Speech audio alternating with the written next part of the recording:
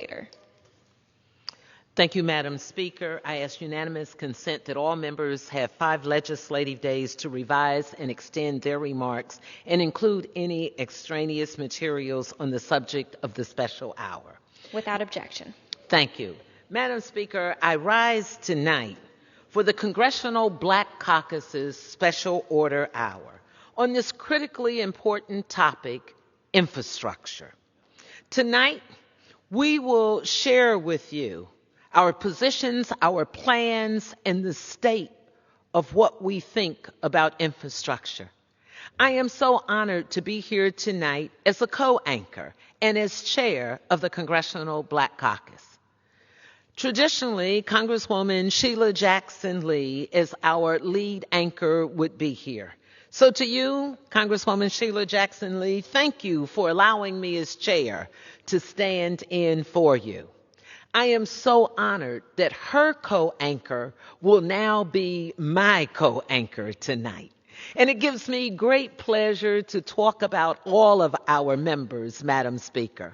But when you're joined with someone who is not only a freshman, but a freshman who is a leader, a freshman who is strong, a freshman from New York District, the 15th District, someone who came to Congress with a plan.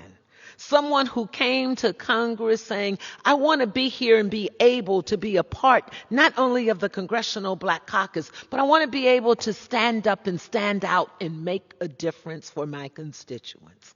Madam Speaker, he has done far more than that. Congressman Richie Torres serves on the powerful Financial Services Committee as a freshman. He is a leader when we talk about housing and infrastructure. So tonight, I get to dialogue with him. I get to listen to him. And we get to talk about other members of the Congressional Black Caucus. But tonight, we want to speak directly to the American people and reflect on the ideas and the critical interests of our constituents. Tonight, we gather in this sacred chamber on the floor of the People's House to discuss America's infrastructure and to amplify our power, our message. You will hear this throughout the evening because we realize that it is about our power and our message. 57 members strong of the Congressional Black Caucus.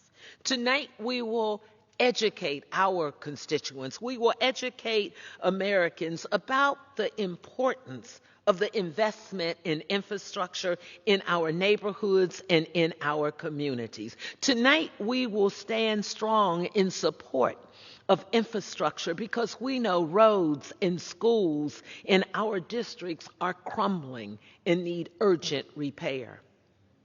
We also tackle this with bold federal investments in our country's roads and bridges and access to broadband and transit and water systems and housing and human care. The investment in infrastructure, Madam Speaker, would support workers and create millions of good-paying jobs in urban and rural populations, the types of jobs that support workers and engineers and steel workers and bus drivers and child care workers and rail workers and their families. Isn't that what this is about? Isn't that why we stand up for the people to make them be able to have good-paying jobs to take care of their families? The Congressional Black Caucus understands this because we have lived this. I know this all too well when we talk about roads and bridges, when we talk about waterways and broadband. What good is it to say, let's educate our children, let's give them the technology that they need? And we give them a laptop and a computer and all the software. But in many of our rural and urban communities, there is no broadband. What good is it to have roads and bridges that people can travel? But where are they traveling to? They're traveling to home. But what happens when there is no home, when there is no housing? And that is one of the reasons that we are here tonight, that we can talk about this investment in our nation's future that includes extending key tax credits, tax cuts that was included in the American Rescue Plan, that the Congressional Black Caucus stood tall to help pass, that would benefit lower and middle income workers and families.